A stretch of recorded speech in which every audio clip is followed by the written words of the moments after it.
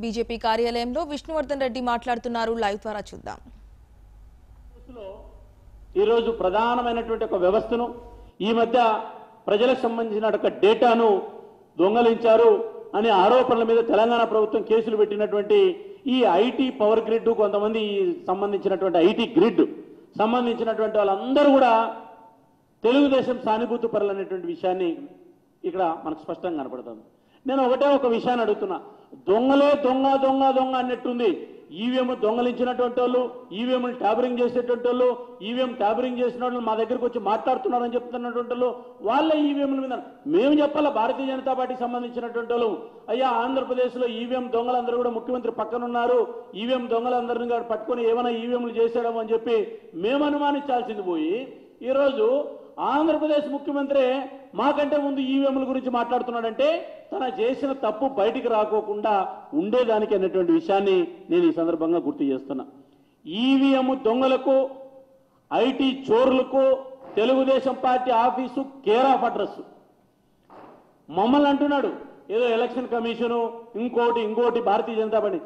మీరు ఈవీఎం దొంగలకు, ఈవీఎం ట్యాపరింగ్లకు తెలుగుదేశం పార్టీ ఆఫీస్ అనేటువంటిది కేర్ ఆఫ్ అనేటువంటి విషయాన్ని మీరు మీ చుట్టూ ఉన్నటువంటి వ్యక్తులు వాళ్ళకు ఉన్నటువంటి నేర చరిత్రను బట్టి స్పష్టంగా అర్థమవుతుంది. చంద్రబాబు నాయుడు గారు ఈ విషయంలో రాష్ట్ర ప్రజలకు వివరణ ఇమ్మని చెప్పి భారతీయ జనతా పార్టీగా నేను కోరుతున్నా. తెలుగుదేశం పార్టీ ఎన్నికల్లో ఓటమి పాలవుతుంది కాబట్టి, ఈ ఎన్నికల్లో గెలవలేదు కాబట్టి బీజేపీ మీద, నరేంద్ర మోడీ గారి మీద అసత్య ఆరోపణలు చేస్తున్నారు. మీ ఆరోపణలు ప్రజలు నవ్వుకుంటున్నారనే విషయాన్ని ఇక్కడ నేను గుర్తు చేస్తున్నా.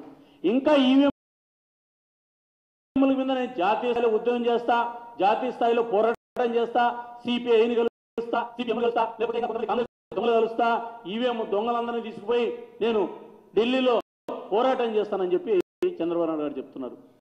మీరు 2010లో ఈవీఎంల మీద ఆరోపణలు చేసినప్పుడు కేంద్ర ఎన్నికల సంఘం ఈవీఎంలకు సంబంధించినటువంటి బహిరంగ చర్చకు పిలిస్తే ఎందుకు పారిపోయింది సిపిఎం పార్టీ? ఆ రోజు సిపిఐ పార్టీ ఎందుకు పారిపోయింది?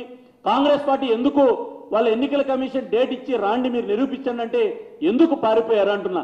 అంటే 2014లో ఇదే ఈవీఎంలతో గెలిచిన చంద్రబాబు నాయుడు గారు ఆ రోజు మరి ఈవీఎంలు మంచివా?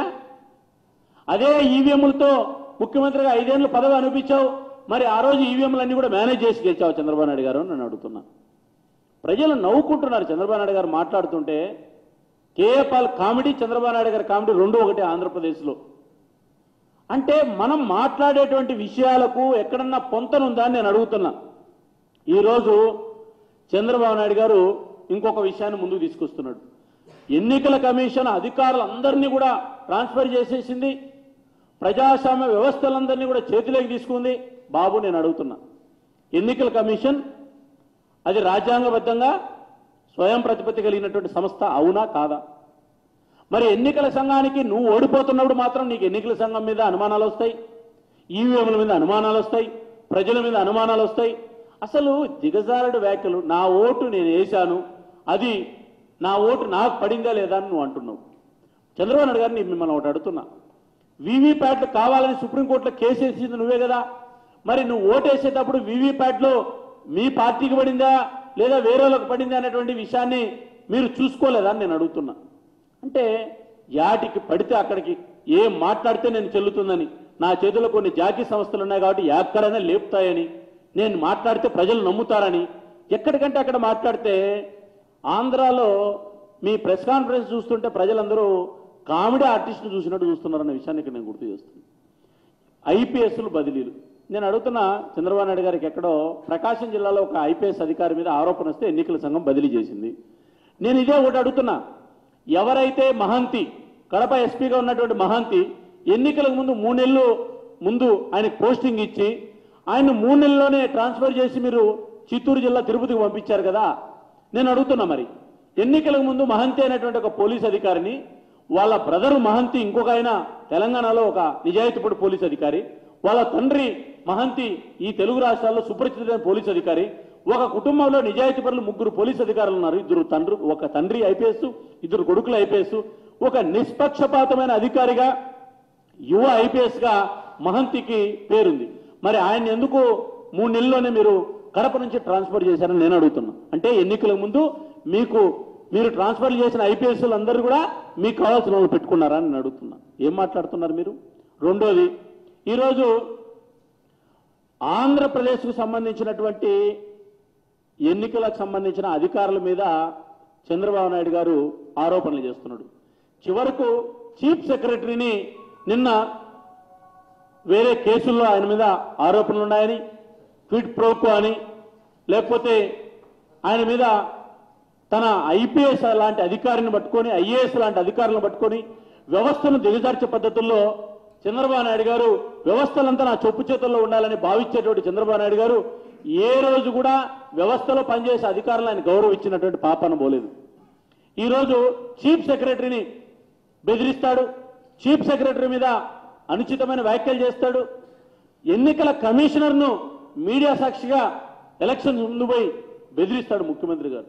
అంటే బెదిరింపులతోటి, బ్లాక్మెయిల్తోటి వ్యవస్థలన్నీ చేతిలోకి తీసుకోవాలనుకుంటున్నది ఈ దేశంలో నరేంద్ర మోడీ, బీజేపీ కాదు, ఆంధ్రప్రదేశ్లో ముఖ్యమంత్రి చంద్రబాబు నాయుడు గారు. ఎందుకంటే ఈడీ రావద్దు అంటాడు, సిబిఐ రావద్దు అంటాడు, ఇన్కమ్ ట్యాక్స్ దాడులు చేయకూడదు అంటాడు.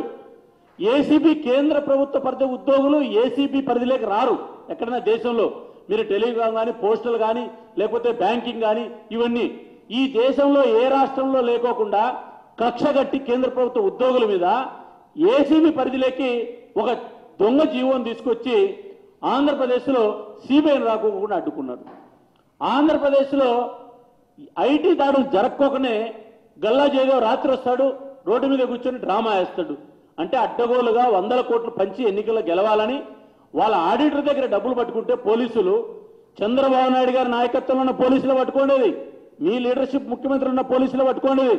మరి పట్టుకుంటే ఐటీ దాడులు జరిగినాయని చెప్పి డ్రామా వేస్తాడు. ఒక మాజీ మంత్రి ఏమో ఆసుపత్రులు అనుకుంటాడు నాకు బాగలేదని, ఒక స్పీకర్ ఏమో బట్టలు తను జించుకొని రోడ్డు మీద ఊరేగుతాడు ఎన్నికల సానుభూతి కోసం, ఇంకొక ఎంపీ ఏమో బరిజేగించి నా మీద ఐటీ దాడులు జరిగినాయని తప్పుడు మీడియా ప్రచారాలు పెట్టి ఎలక్షన్లో గెలవాలనుకుంటున్నారు.